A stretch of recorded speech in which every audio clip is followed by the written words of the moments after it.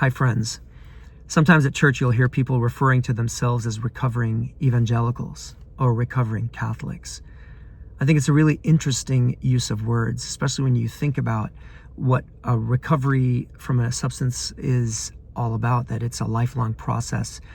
Our brains are kind of wired in a certain way to gravitate toward that substance or that addiction, and that we have to be proactive for the rest of our lives to make sure to kind of stay in a different framework, a mindset that keeps us in recovery and healthy.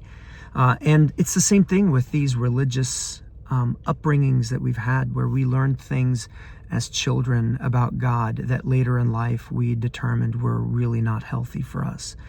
And it is a recovery. It's a lifelong recovery, because as we know, what kind of is instilled in us as young children, it kind of stays there. And sometimes when we're not vigilant, we gravitate toward those thoughts. So if it was a judgmental God that we grew up with, it's hard to like make that transition. And even though consciously we have made that transition, we find ourselves in a much healthier church environment, and we've adopted a different theology, there's this nag that's in our brain that happens, that we kind of have to live with for the rest of our lives, oftentimes, depending on the intensity of the upbringing. Anyway, this coming Sunday for the Adult Forum, I'm going to be interviewing John Ward, who wrote a book about evangelicalism and his own upbringing in evangelicalism, actually here in Maryland. The book itself, that's called Testimony, is really fascinating.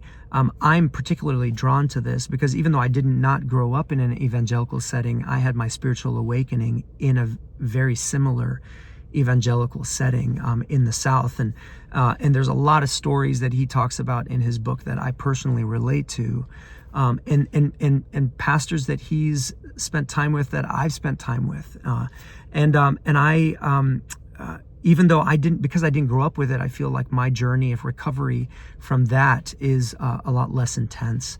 But I know people at St. John's who grew up with that as well, and you've struggled in the same way. And I think that it's going to be an eye-opening forum. We're going to hear from him for about 20 to 30 minutes, and then I'm going to interview him and then open the floor to questions. But just kind of talking a little bit about the connection between evangelicalism and politics today. I know we have a lot of questions about this as well, and why such an intense support of the religious right in our politics. Where does that come from? So he's going to be speaking about this. I know that you're going to get a lot from it. So I hope that you'll join me 10 o'clock on Sunday.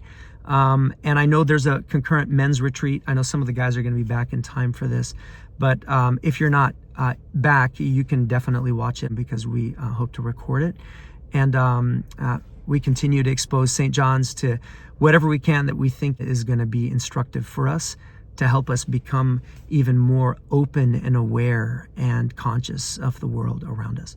God bless you, St. John's. I look forward to seeing you on Sunday. Bye.